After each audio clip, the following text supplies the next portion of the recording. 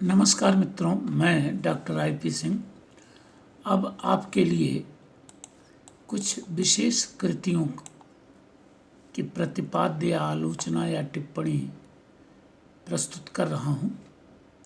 मित्रों, 34 साल तक मैंने जो सेवा दी है एज ए लेक्चरर, उसमें काफ़ी नोट्स बनाए हैं और उनको थोड़ा परिमार्जित करके अब आपकी सेवा में प्रस्तुत कर रहा हूं।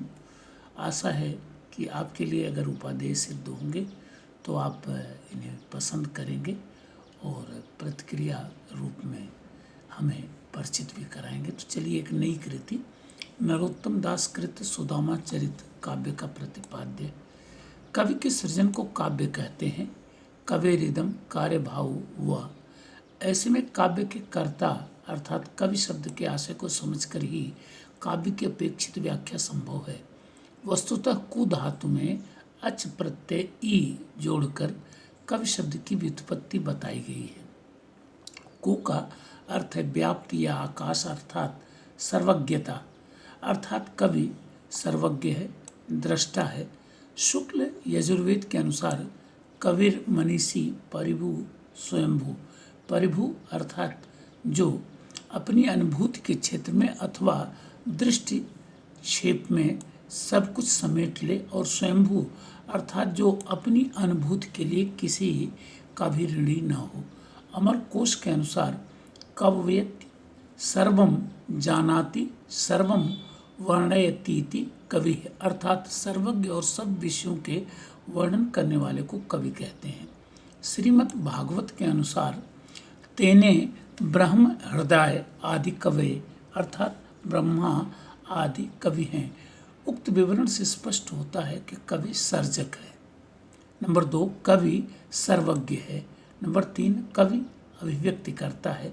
कालांतर के लौकिक साहित्य में कवि शब्द अपेक्षाकृत संकीर्ण अर्थ में विशिष्ट रमणीक शैली में काव्य रचना करने वालों के लिए प्रयुक्त हुआ है। उत्तर वैदिक काल में कवि शब्द विशिष्ट प्रतिभा संपन्न एक विशेष प्रकार की शैली में रचना करने वाले विद्वान के अर्थ में योगरूढ़ हो गया और बाद में इसी अर्थ में प्रयुक्त हुआ।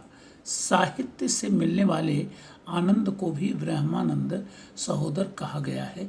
संभव है कि ये मान्यताएं कुछ अतिवादी हों, लेकिन इसमें संदेह नहीं कि समाज के उपकारक के रूप में साहित्य की विशिष्ट भूमिका रही है। साहित्य से संबंधित उसकी विशिष्टताजन्य उक्तियों में से एक उक्ति यह भी है कि साहित्य समाज का दर्पण होता है। उल्लेखनीय है कि दर्पण संबद्ध संदर्भ का न केवल यथार्थ दिखाता है, बल्कि उसके अच्छे बुरे की पहचान भी कराकर उसकी न्यूनताओं के परिष्कार का संकेत भी देता है। यहीं यह तथ्य भी उल्लेखनीय है कि साहित्य में हित का भाव विशिष्ट माना गया है, जिसे आचार्य शुक्ल ने लोक मंगल की साधनावस्था कहा है। तात्पर्य यह है कि सच्चा साहित्य वह है जो समाज के अधिक से अधिक लोगों का मंगल करे। कबीर और तुलसी समेत अनेक भक्त कवियों ने इसी तथ्य को प्रस्तुत किया है। सुदामा चरित के अवलोकन से स्पष्ट होता है कि इसमें लोकमानस से जुड़ने की जो विशिष्टता अंतर्भुक्त हुई है, वह नरोत्तम दास के व्यक्तित्व और कृतित्व की परिचायक मात्र नहीं, बल्कि इस तथ्य का भी परिचायक है कि उन्होंने अपने समय की मांग अर्थात साहित्य की अपेक्षा और अपने दायित्व को भली भांति समझा था। उल्लेखनीय है कि मुसलमानों के आक्रमण के बाद हिंदू बहुत बड़ी संख्या में धर्म परिवर्तन के लिए तत्पर हुए। शोषण, ऊंच नीच, छुआछूत आदि विसंगतियों के चलते हिंदू धर्म की अस्मिता के समक्ष प्रश्न चिन्ह खड़ा हुआ। यद्यपि संतों ने धर्म परिवर्तन की इस प्रवृत्ति पर रोक लगा ली और सूफियों ने हिंदू मुसलमानों के वैमनस्य को कम किया तथा तुलसी ने समन्वय के धरातल पर सभी का दायित्व निर्धारित कर विसंगतियों को शिथिल कर दिया, लेकिन इसमें संदेह नहीं कि जनता के भटकते हुए मन को रमाने की चेष्टा कृष्ण भक्तों ने किया और बताया कि जीवन भाग्य और कर्म का एक अनूठा संगम है, जिसे भक्ति के धरातल पर लीला कहा गया और कृष्ण को इस लीला का सूत्रधार अर्थात लीला पुरुषोत्तम कहा गया। वस्तुतः सुदामा चरित्र हिंदी साहित्य का एक बहुत ही लोकप्रिय प्रसंग रहा है।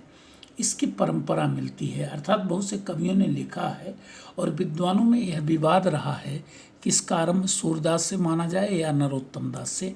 विसंगति यह भी है कि ये दोनों ही अर्थात सूर और नरोत्तम दास जी समकालीन थे और सूरदास अपने समय के मूर्धन्य कृष्ण भक्तों में गिने जाते थे। सूर सागर के 10वें स्कंद के पद संख्या 4224 से पद संख्या 4244 तक उन्होंने सुदामा चरित को प्रस्तुत किया है। संभव है कि नरोत्तम दास उनसे प्रभावित हुए हों।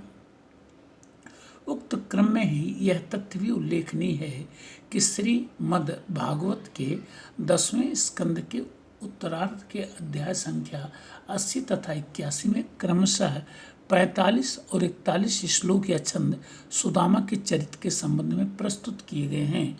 यह मूलतः एक विशुद्ध कथा है जो सुखदेव जी ने राजा परीक्षित को सुनाई है। अतः यह माना जा सकता है कि सुदामा चरित्र का मूल आधार श्रीमद् भागवत है। प्रस्तुत कृति में सुदामा को केंद्र में रखकर ईश्वर की एक ऐसी ही विचित्र लीला को प्रस्तुत करते हुए यह आस्था व्यक्त की गई है कि ईश्वर बड़ा दयालु है। जिस पर भी उसकी कृपा दृष्टि पड़ जाती है वह अभिनव बन जाता है। प्रमाण के रूप में सुदामा के कृतित्व और व्यक्तित्व तथा उपलब्धियों का विस्तार से अंकन किया गया है। एक काव्य रचना के रूप में इसकी कुछ प्रमुख विशेषताओं को निम्नवत देखा जा सकता है। नंबर 1, आस्था का यथार्थ। आस्था व्यक्ति मात्र की वह विशेषता है जो उसकी इच्छाओं की पूर्ति हेतु उसे न केवल कर्म कौशल से जोड़ती है बल्कि यह विश्वास भी दिलाती है कि वह जो कुछ भी कर रहा है वही संगत है। आस्था के धरातल पर मन के तर्क वितर्क की स्थितियां समाप्त हो जाती हैं। फलतः व्यक्ति को सफलता सहज ही मिल जाया करती है। प्रस्तुत रचना में सुदामा के द्वारिकापुरी जाने की तैयारी तक इसी आस्था की पृष्ठभूमि तैयार की गई है। वस्तुतः आस्था का तत्व बहुत सहज ही सुलभ नहीं होता। मन अनेकानेक आशंकाओं से घिरा रहता है। सुदामा द्वारा पत्नी से इस संदर्भ में अनेक सहतर वितर्क करना उल्लेखनीय है। यद्यपि जाते समय तक उनके मन में आस्था का वह धरातल नहीं बन पाया है जो उनकी पत्नी के अंतर्मन में बन गया है, लेकिन अंतिम चरण में आकर हम देखते हैं कि सुदामा पत्नी की इस अवस्था को स्वीकार कर ही लेते हैं जो आरंभ में कुछ इस रूप में प्रस्तुत हुई है। नाम लेत चौगुनी द्वार गए ते द्वार सौगुनी सो देखत सहसगुनी प्रीति प्रभु मानी है।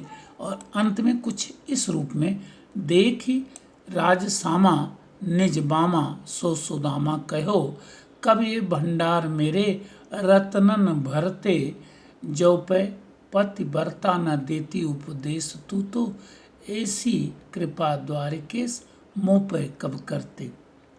उक्त संदर्भ में उल्लेखनीय कि यही आस्था भारतीय जनमानस की जिजीविषा का प्रमुख तत्व रहा है जो यह सहज घोषणा करता है मन चंगा तो कटौती में गंगा। नंबर 2, प्रेयसी का यथार्थ। संसार में प्रत्येक व्यक्ति अपनी स्वयं की रचनात्मक क्षमता रखता है। इसी के अनुसार उसका दाय निर्धारित होता है जिसे व्यक्ति का प्रेय कहते हैं।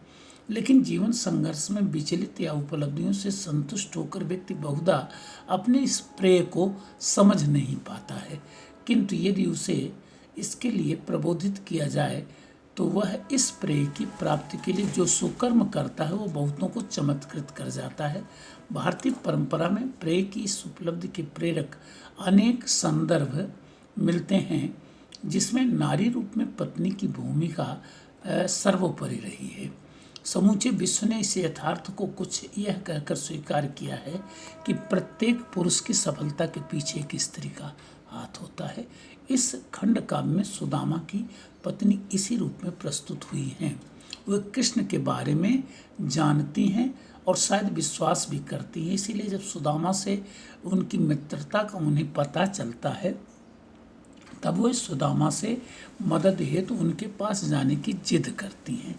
सुदामा का तथाकथित अभिमान या आत्मबल का अभाव उन्हें विचलित करता रहता है, लेकिन पत्नी प्रलोभन, संबोधन, उलाहना या प्रेरणा के विविध संदर्भों द्वारा अंततः उन्हें वहां जाने के लिए विवश कर देती है। परिणाम सर्वविदित है।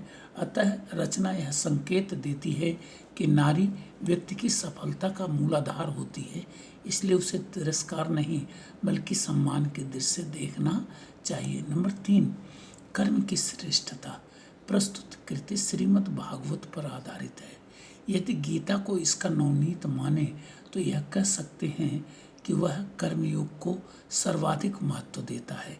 उल्लेखनीय है कि कर्मयोग का यह सिद्धांत कि कर्म करना ही तुम्हारे हाथ में है, फल की इच्छा मत करो, यह नहीं दर्शाता कि फल की इच्छा के बिना कोई कर्म किया जा सकता है।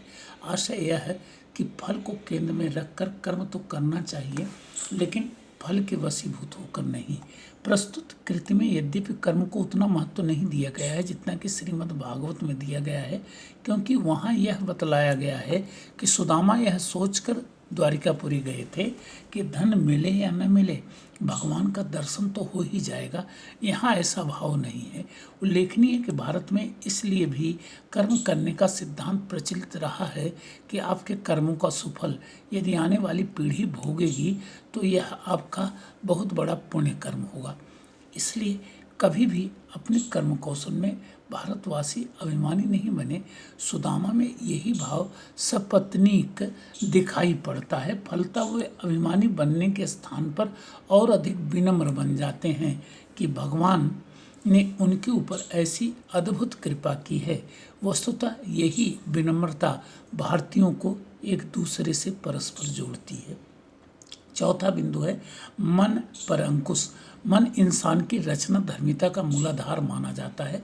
वास्तव में कर्म और कर्म की सफलता मन की दृढ़ता पर निर्भर करती है, लेकिन मन की एक सबसे बड़ी कमी यह भी है कि आवेग की अवस्था में वह संयम और धैर्य को खो बैठता है। ऐसे में वह समाज के लिए ही नहीं, संबंधित व्यक्ति के लिए भी मारक बन जाता है। इसलिए मन को निरंतर अंकुश में रखना आवश्यक माना गया है। वस्तुतः इस खंड काव्य में सुदामा तथा उनकी पत्नी को ही नहीं बल्कि भगवान कृष्ण को भी मन के प्रभाव से प्रभावित होते दिखाया गया है। जहाँ सुबुद्धि मन में स्थिर है वहीं सुदामा सर्वथा अस्थिर। कृष्ण में प्रेम के वशीभूत होकर मन के धरातल पर अस्थिर हो गए हैं। इसी प्रकार सुबुद्धि के आचरण को रुक्मिणी के आचरण के समकक्ष माना जा सकता है।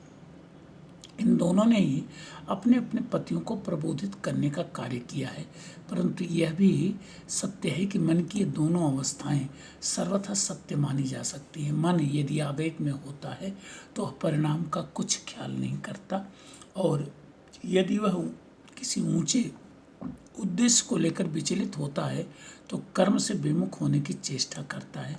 किंतु ये दोनों ही अवस्थाएं अनुचित हैं। यही कारण है कि भारतीय परंपरा में मन को अंकुश में रखने वालों को गोस्वामी कहकर सम्मान दिया जाता है। नंबर 5 है जनभाषा का महत्व। भाषा अभिव्यक्ति का माध्यम तो है, किंतु सहजता और सरलता इसकी दो अनिवार्य अपेक्षाएं भी हैं। हमारे देश में अभिव्यक्ति के संदर्भों को जितना महत्व दिया गया उतना भाषा को नहीं, परंतु इसका मतलब यह नहीं कि भाषा के प्रति हम गंभीर ही न रहें। जन भाषा के प्रति हमारा स्वाभाविक झुकाव था।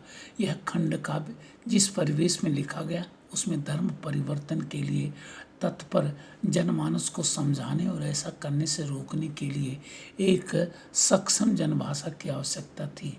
और इस समय दक्षिण भारत से उत्तर भारत में आए हुए आचार्यों ने अपने शिष्यों को सिद्धांतों की शिक्षा देकर उनका प्रचार प्रसार जनभाषा में करने हेतु उन्हें प्रेरित किया। सुदामा चरित इस दृष्टि से एक श्रेष्ठ काव्य है। भगवान दीन दयालु हैं, संवेदना की प्रतिमूर्ति हैं, अभावों की सहज पूर्ति करने वाले हैं। जैसे आस्थावादी संदर्भ सुदामा के माध्यम से जनभाषा में ही प्रस्तुत हुए हैं, ये यथार्थ बन यदि सहज ही विश्वसनीय बन सके तो जनभाषा के कारण। अतः प्रस्तुत कृति अपनी मूल संवेदना में एक विशिष्ट कृति मानी जा सकती है। आज भी इसकी लोकप्रियता बनी हुई है, जो यह सिद्ध करती है कि नरोत्तम दास कृत सुदामा चरित साहित्य के मानदंडों के धरातल पर एक सार्थक प्रस्तुति है। तो मित्रों, उम्मीद है कि आपको यह वीडियो पसंद आएगा। अच्छा लगे तो लाइक करें, सब्सक्राइब करें और अपने मित्रों को भी सूचित करें। अगले वीडियो में फिर मिलते हैं। धन्यवाद।